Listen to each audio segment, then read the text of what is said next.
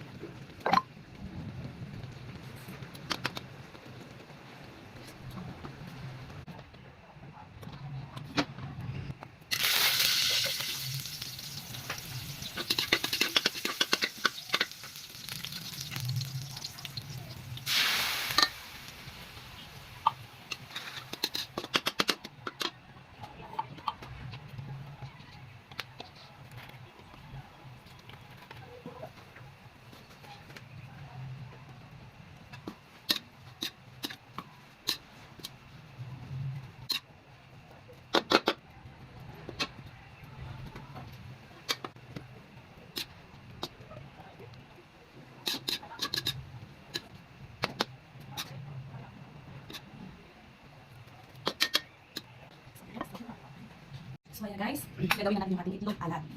Ayan, nakapagayat na ako ng kamatis. Isang kamatis lang siya. Tapos sibuyas, isang sibuyas din. Ay, hindi isang kalating sibuyas. Ayan. Tapos yung ating kalamansi juice.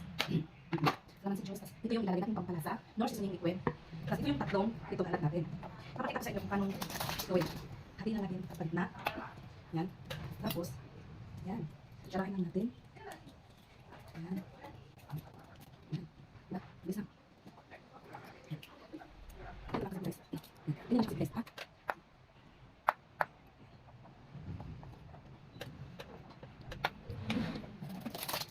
gusto ko pegang bago siya sa mga pagili ito.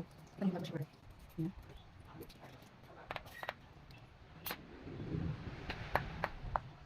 Tapos may guys, yo. Tapos.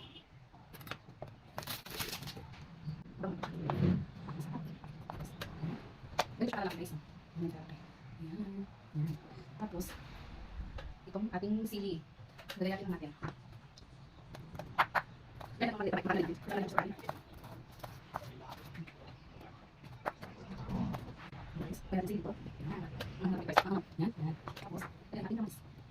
Tapos, tigas. Tapos, yung ating kalamansi juice. Sabi tayo lang. Mars na yung siya. Tapos,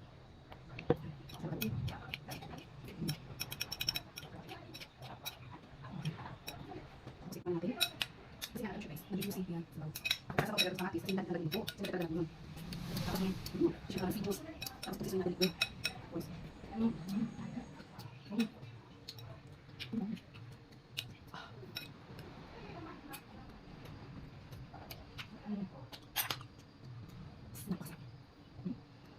yun na guys. Ito yung, ang lunch natin.